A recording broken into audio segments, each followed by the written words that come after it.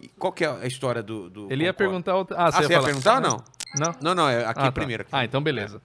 Concorde. Bom, tem um vídeo até de quase 20 minutos aí. Antes de falar do Concorde, deixa eu só falar dessa parte de vídeos de história, que eu conto muita história de avião.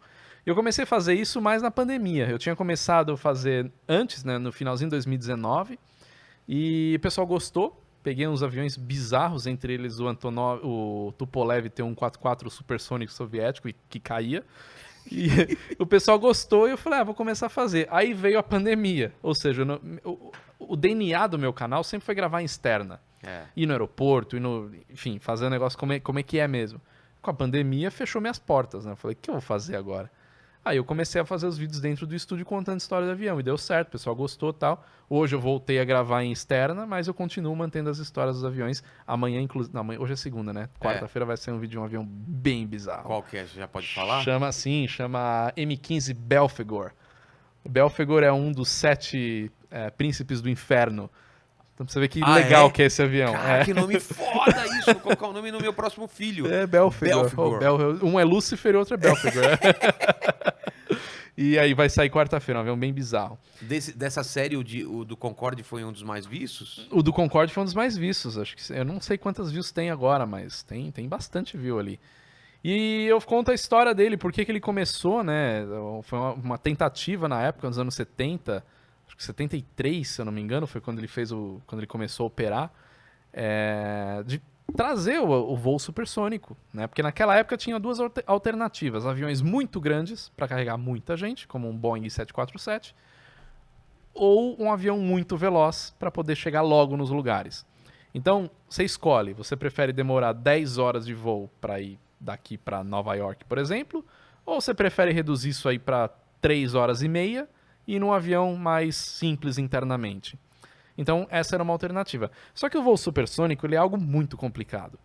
Porque você tem a barreira do som, você tem o boom supersônico, você tem a questão do material do avião que esquenta muito por conta do atrito com o ar, você tem a questão do consumo de combustível que é absurdamente grande.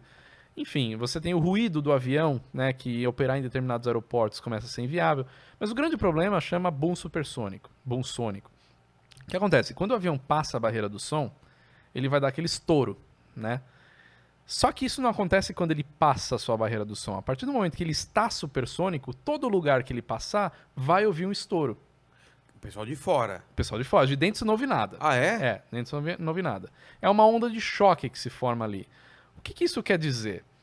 Apesar do avião estar voando muito alto, se você pensar em distância, o Concorde voava, não sei se era 50 ou 60 mil pés, acho que era 60 mil pés. Não tô lembrado agora. Pessoal, se puder me lembrar aí se é 50 ou 60, me ajuda. Mas vamos dizer que é 60 mil. Isso dá 20 mil metros. Isso dá 20 quilômetros. 20 quilômetros é muito perto. Perto? É perto. Se você pegar uma distância de 20 quilômetros... Tá. É perto. Né? Então fala, nossa, ele tá voando muito alto. Mas em relação à Terra, ele tá alto, mas a distância não é muito grande. Entendi. Isso quer dizer o seguinte, o boom supersônico vai ser ouvido em 20 quilômetros. Independente dele esteja voando a... Se ele passasse por aqui, qual seria a sensação que a gente Você teria? ia escutar um boom, não um boom. Mas tipo um tiro? Um estampido, né? Estampido. Um estampido. Isso é incômodo. E isso pode quebrar a janela, disparar alarme de carro, porque um estampido é uma bomba, né?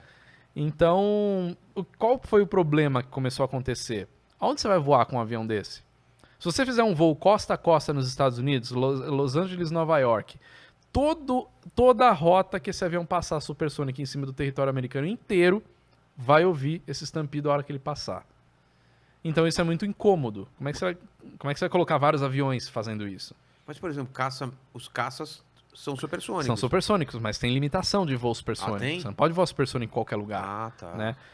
Então isso restringiu bastante a operação do Concorde. Só que não só isso, né? Isso é um dos motivos. Mas o Concorde, basicamente, a conta não fechou. Então o que aconteceu com o Concorde? Ele foi uma ideia ótima que não deu certo. A conta não fechava, o ticket começou a ficar muito alto. Aí veio um negócio chamado crise internacional do petróleo nos anos 70.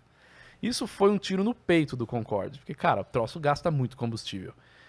Então eles precisaram começar a rever e as empresas não queriam usar esse avião, porque ele era muito caro, a conta não fechava.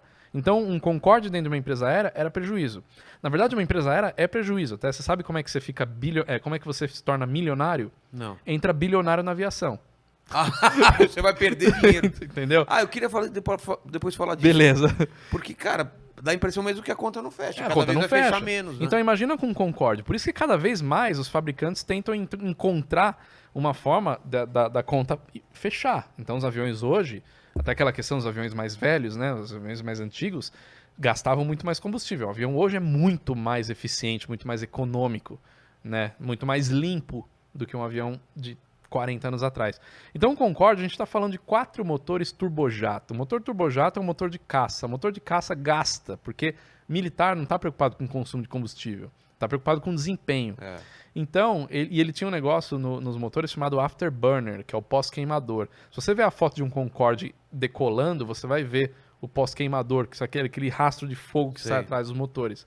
Aquilo faz um barulho absurdamente alto e aquilo consome muito combustível. Muito. Tanto é que os caças que têm isso até hoje, muitos têm, eles têm um tempo reduzido de voo, se eles usam o afterburner, né, o pós-queimador. Então essa conta começou a não fechar e esse avião ia sucumbir, ele não ia dar certo. Só que aí entra um pouco a questão do ego dos governos francês e inglês, né, britânico.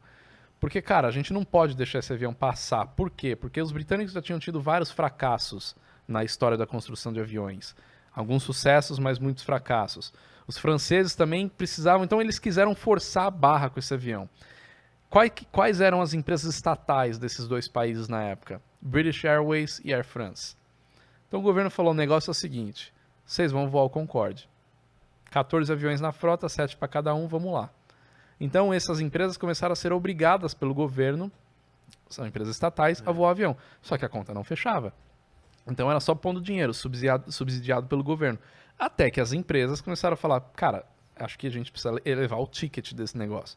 O que eles fizeram? Jogaram as passagens lá pra cima, criaram um puta glamour dentro do avião, champanhe, escargot, caviar, não sei o quê. Só quem pode pagar voa. Aí a conta começou a fechar um pouco mais, né? Não que ela fechava, mas aí ficou mais coerente. Isso aconteceu nos anos 80, no início dos anos 80. Então, eles conseguiram empurrar a operação desse avião até o início dos anos 2000. Né? Só que o que aconteceu? O avião era obsoleto já nos anos 2000. Se você pegar o painel de um Concorde, ele é um painel antigo, ele é um painel analógico, ele é um avião que precisa de um terceiro tripulante, que é o engenheiro de voo, ele é um avião complicado. Então, começou a ficar mais caro, a conta começou a não fechar mais, porque estava ficando muito caro sustentar esse avião operando. Então, eles já estavam com a ideia de aposentar o Concorde. Até que no ano 2000, em julho do ano 2000, o Concorde cai. Então caiu um Concorde na França, decolando lá do Charles de Gaulle. Então foi o último prego no caixão que eles precisavam falar, cara, realmente... Mas isso não acabou a operação do Concorde. O Concorde ficou sem voar durante 1 ano, ele voltou a operar, por incrível que pareça, no dia 11 de setembro de 2001. Cara, Muitas coisas aconteceram no 11 de setembro de 2001. Só que eles conseguiram empurrar aí mais 1 ano e pouco de operação, até que chegou e falou, realmente não tem como sustentar, o avião não se paga mais. E ele ficou restrito a 2 rotas só, Nova York e Paris, Nova York e Londres. Por que essa rota? Porque tanto Londres quanto Paris você está próximo da costa, Paris não é uma cidade costeira, mas ela está próxima, né? E Nova York é uma cidade na costa, então você voa o tempo todo em cima do mar. Então o supersônico passou a não ser mais um problema. Então eles podiam voar. Só que ele só serviu para isso, ele ficou durante acho que quase 20 anos operando só nessa rota Nova York, Londres, Nova York, Paris. Funcionou, muita gente voou, até tem o Rod Stewart, que tem o caso dele ter participado de 2 eventos, eu não lembro qual era o nome do evento dele, é um evento famoso, me fugiu agora, que ele fez na Europa e nos Estados Unidos no mesmo dia. Por causa do Concorde. Por causa do Concorde, ele ter chegado. Se fosse qualquer outro avião, não ia conseguir chegar. Então é um avião que ele marcou época, né? Muitos empresários, o cara saía de Nova York 8 horas da manhã, fazia uma reunião em Londres e voltava à tarde. E jantava em casa, né? Então 3 horas de voo mas ali. passageiro comum Fica 3 horas a mais, 4 horas a mais, ele não vai pagar tão mais caro só pra ter isso, O né? Concorde acabou virando esse glamour, acabou virando essa experiência. Eu tenho amigos que voaram no Concorde. Sério? E voa, o cara junta o dinheiro pra voar no Concorde. Ele não tá indo pra Paris. Ah, tá. Ele tá voando no Concorde. Como dirigir uma Ferrari, pagar pra fazer um... Exatamente, é isso aí. Então o Concorde virou isso, virou um meio de transporte de empresários entre os dois continentes e ao mesmo tempo um parque de diversões ali pra quem quer ter essa experiência mesmo. Esse que caiu, qual foi o problema? Esse daí, Cobriram? então, esse daí foi o problema, na verdade, até que eles resolveram depois. O que aconteceu? Antes de decolar, o Concorde decolou acho que um DC-10. E esse DC-10 soltou uma peça. E o Concorde, ele carregava muito combustível e tal, e quando ele foi fazer... Todo avião carrega muito combustível, mas enfim. Quando ele foi taxiar, parece que ele não taxiou pelo tempo que ele precisava para queimar a quantidade de combustível, porque ele consumia tanto combustível que taxiar, sair do portão para decolar, ele já queimava com uma quantidade considerável, se eu não me engano, 2 toneladas de combustível para taxiar o avião. O quê? Não, é ridículo, os números são É absurdos. um Opala... Caramba. E ele não queimou essa quantidade, então, por conta dessa quantidade a mais, o avião decolou mais pesado e na corrida para decolagem, essa peça bateu no pneu, o pneu estourou e os fragmentos desse pneu bateram no tanque de combustível, criou uma onda de choque dentro do tanque de combustível e deu uma ignição e começou a pegar fogo. Então você vê a foto dele decolando com um rastro de fogo atrás, que é esse combustível queimando. E aí, os pilotos mais pesados do que deveria, não conseguiu controlar tal, e o avião caiu em frente e, infelizmente, ninguém sobreviveu. Caramba. Então, isso daí foi assim, eles resolveram a questão do tanque de combustível, resolveram algumas coisas ali, eles deixaram o tanque mais forte e tal, mas foi coisa de 1 ano e pouco. Isso que eu ia falar, toda vez que tem um acidente, a cada acidente os voos vão ficando mais seguros. A grande vantagem, não sei se eu posso chamar isso assim, né? Acho que eu me expressei bem mal agora. O lado bom de um acidente é a investigação aeronáutica. Você fala, por que vai investigar? Já caiu. Não, mas você está investigando para que outros não caiam por aquele motivo. Então é muito difícil um acidente acontecer pelo mesmo motivo de um outro, entendeu? Aconteceu.